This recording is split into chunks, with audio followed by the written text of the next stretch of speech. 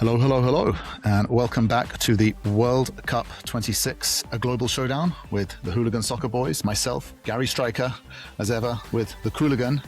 And today we are going to be breaking down Group G. G for Gary Stryker. Hooligan, how are you feeling about Group G? G for Oigavolt. I mean, come on, man. Seriously? Can't do that. Group G. It's still too early in the morning for me, for you to be pulling that crap. So we have Belgium, Egypt, Iran, little asterisk next to them possibly, and then New Zealand in this group. Yeah. Interesting set of countries and, of course, players. Agreed.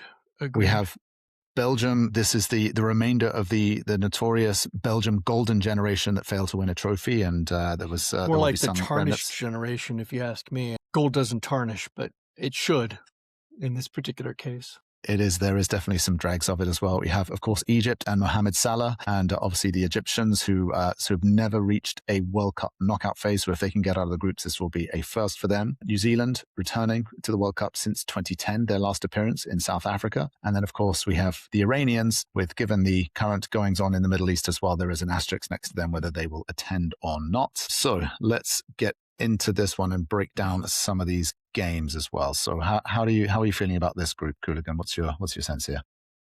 I think this is a wide open group, perhaps the most wide open of them all, in the sense that you have an inkling of who's going to move on, but it's not guaranteed, right? It's not guaranteed.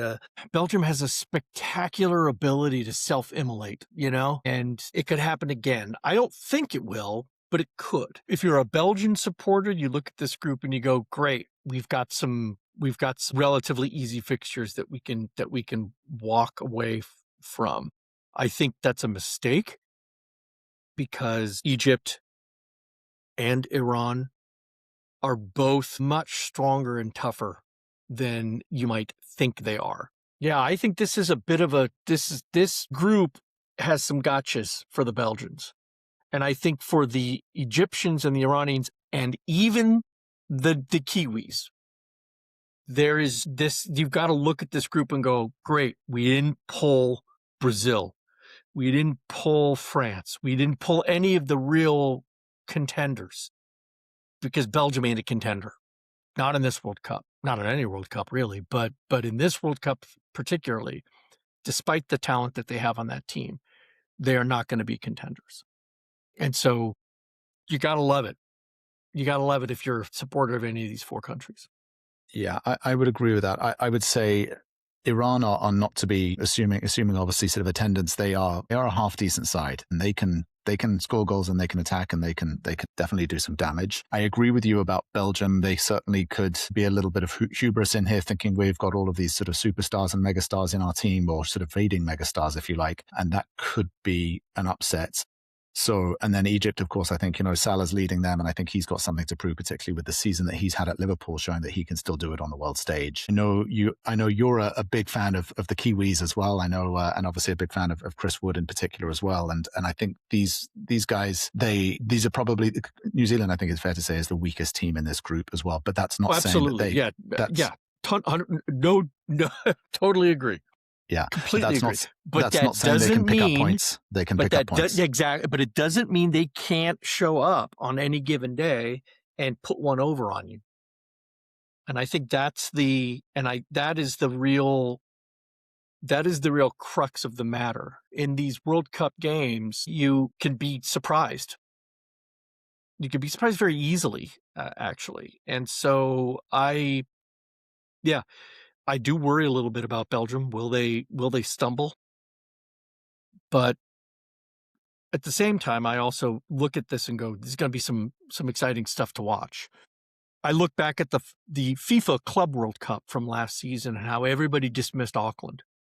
And Auckland FC was an even weaker side, proportional to the teams that they were playing, than New Zealand is to these countries.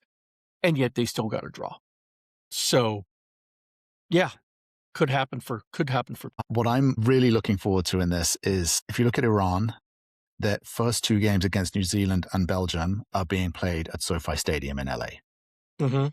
and there is a very, very large Iranian expat community based in LA. I mean, there's even a TV show, I believe, the Shahs of Sunsets or something like that as well, to sort of do that. That is Having some Iranians on my side of the family, sort of through marriage, and having been to a few Iranian weddings, I can tell you one thing: these guys know how to party, and these guys will turn up and they will make a lot of noise, and they will leave a very, very positive mark on the experience of the World Cup. And I do hope it obviously goes well. The only interesting thing I'm looking at is they don't seem to have any friendlies scheduled in the run up to the World Cup, which all the other countries seem to be doing as well. It's a little difficult when I understand countries being I involved I to have understand. friendlies. Yes, I understand it. I understand the irony of just what I said as well. So that could, well, both ways. It could be an issue, but it also could be a motivation, and they could be up for it as well, particularly on American soil. Yeah, I mean, and also you do have to. There are greater questions. The Iranian league has been suspended. They're not playing. 63% of Iran's team play in Iran. So that means that you've got a team where they're not necessarily going to be match fit, match ready. It's not an ideal scenario for them to be at. I don't think they should. I very strongly hope they show up. I mean, they earned it.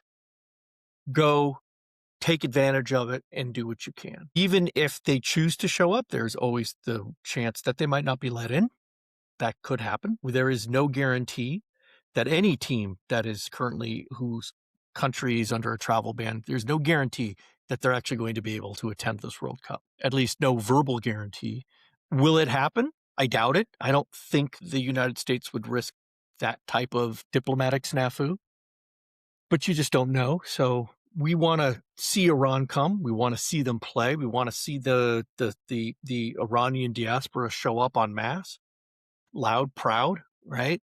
Yeah. So let's make it happen. But Iran, even if they go, isn't necessarily going to be in the best condition. To play, which is again listen, they're ranked number 21 in the world. That's high. That's good. Very That's high. Very good. Yeah. And and if you've ever watched them play, either at World Cups or otherwise, they're good. They're good. This is a strong, proud, footballing nation. Historically, they've been to a number of World Cups. They've performed admirably on that stage every time. So yeah, we'd love to see what happens there. Yeah. Are there any players that jump out at you? I'm looking through. On the Iranian side? No. On the Iranian team. Sorry, it's just not familiar. Yeah, I know. The only Iranian player that I do know is it Ali Daei? He's like, he has the record of like the most amount of international goals before Ronaldo and just Messi broke it. I think he's like the third highest international goal scorer. He played for Iran for a long, long time and scored lots of goals. He's retired too. I know he's retired. As I say, he's the only player that I know. Yes, well, he's the only player I know. But just looking at this, I mean, I'm just trying to sort of look through it again. As you say, most of them play in the Iranian league, which is obviously been suspended. So again, I hear you on the match fitness. So that's something to just take into consideration. Okay, shall we move over? Let's go and talk about New Zealand. Ranked number 85. Yeah. Again, I think best players and sort of, just looking at sort of Iran, just looking at New Zealand sort of, run in. Of course, they play Iran first game as well in LA. That's going to be an interesting one. Then they play Egypt and then obviously against Belgium. I could possibly see them picking up points against Iran, maybe, as you say, if the fitness and sort of, the team is not kind of firing on all cylinders. I don't think they're going to get much juice or many points out of Egypt, maybe Belgium, depending on how it goes. Yeah. So this would be my sentiment. Listen, I don't think they've got a snowball's chance in a furnace to advance, but I think they could definitely play spoiler and play gotcha for a lot of other teams. I think that is that's what I see their role as. And then just giving, for the handful of New Zealand fans that will either travel to attend or are just likely expats in the country, I think just give them a good show, right? That's really all you're asking for. No, New Zealand's one of those countries that outside of Chris Wood, you'd be hard pressed to name anybody from that side. Yeah, Chris Wood. The only other one that immediately springs to mind is Michael Boxall, right? Who is he's a center back for Minnesota United. He's been injured. He's got a foot injury. Hopefully he'll be returning probably late April, early May, and be match ready. He's known for his long throw-ins, right? He's just one of those long throw-in specialists. But I mean, the Kiwis send players all over the world.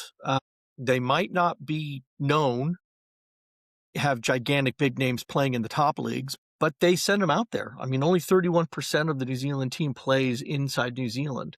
So they are successfully farming out their youth and their academy players, mainly to Commonwealth countries, England, Australia, right? But again, they're players that play in Denmark, South Africa, and the United States. So sure. There's a defender who plays for Wrexham called Liberato Kakese, I think is you pronounce his name. C-A-C-A-C-A is how you spell his C-A is how you spell his surname. Kakese, maybe is Liberato. But yeah, he plays for Wrexham, 25-year-old defender, quite tall as well. So again, I'm sure he'll have some followers from the American sort of contingent given the success that Wrexham have had. Okay, by the so way, yeah, not currently rostered with New Zealand. Not currently rostered. Well, he's on the list that I've got here, so we'll see how they pull him yes, he's not been selected. In previous games, he has not been selected. And then moving over to Egypt. Now, Egypt ranks 29th, which is interesting considering Iran are ranked 21st. That feels that feels like a little bit of a mismatch from just my perspective. Obviously, FIFA have their rankings and their coefficients, so the numbers are the numbers and what they are.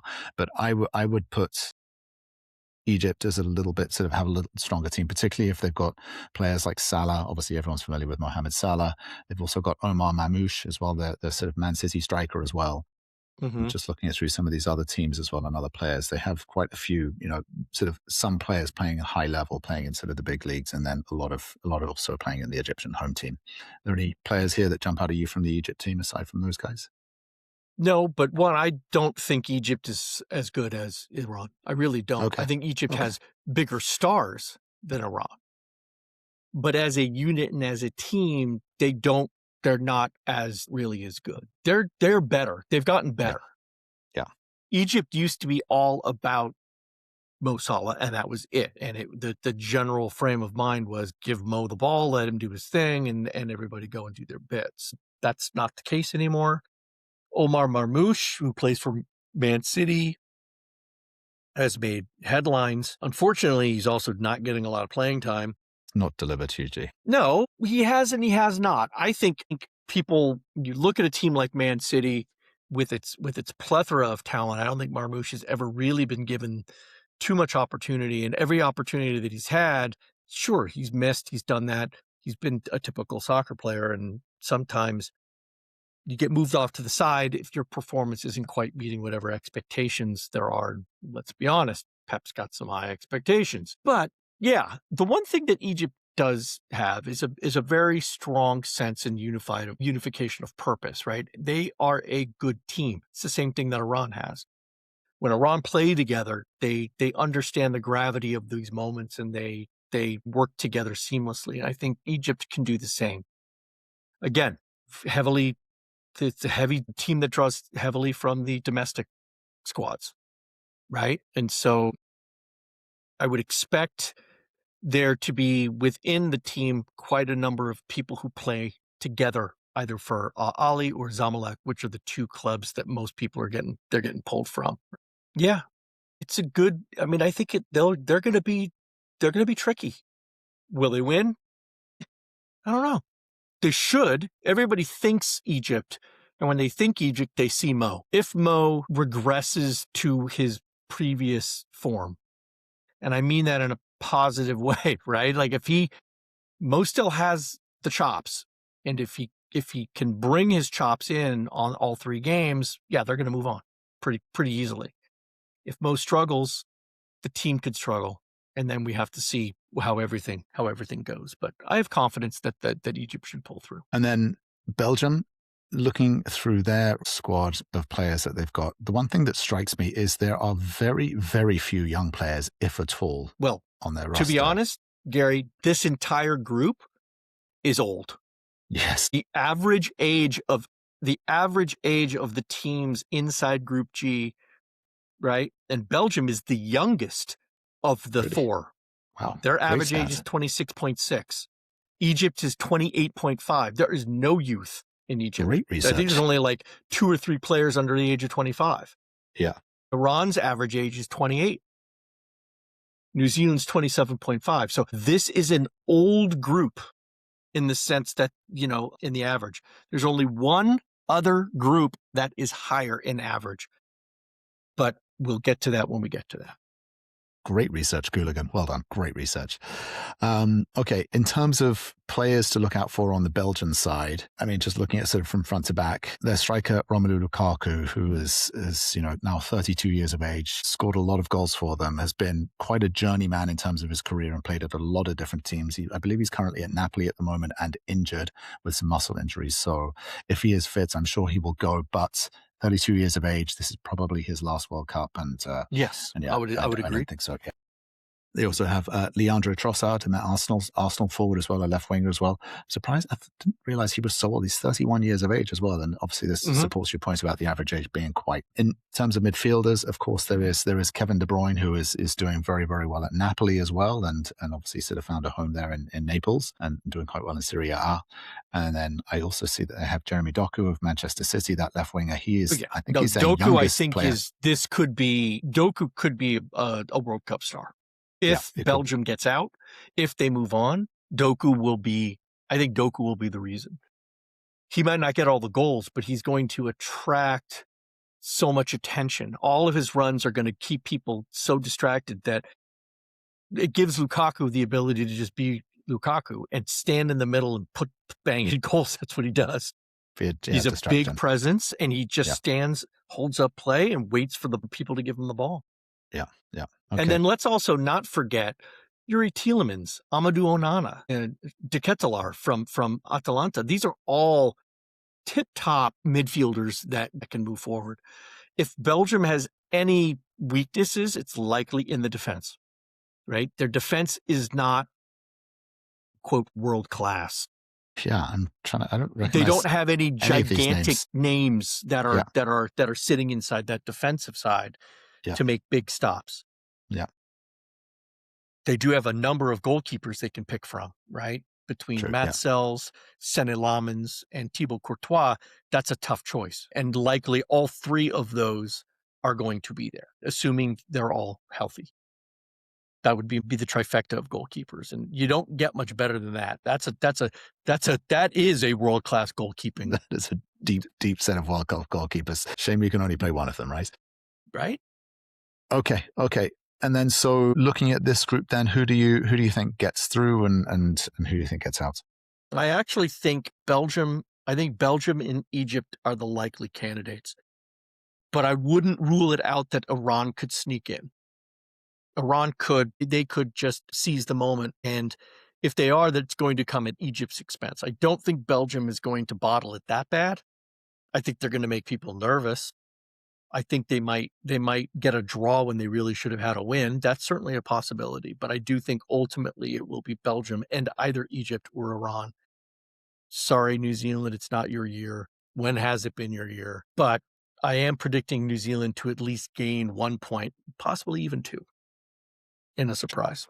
Interesting. Yeah, I'd agree with you. I think for me, Egypt and Belgium would probably be the likeliest to go through, but I agree with you. But I think Iran could slip through. And that would probably be if Belgium do get tripped up somewhere along the line, which is quite possible, as you say, if there is a bit of overconfidence and a bit of hubris. Wonderful. Well, that brings a wrap up to Group G. As always, please like, follow, subscribe, share, and we will see you for the next one at Group H. Thank you, Hooligan. Group H. Peace.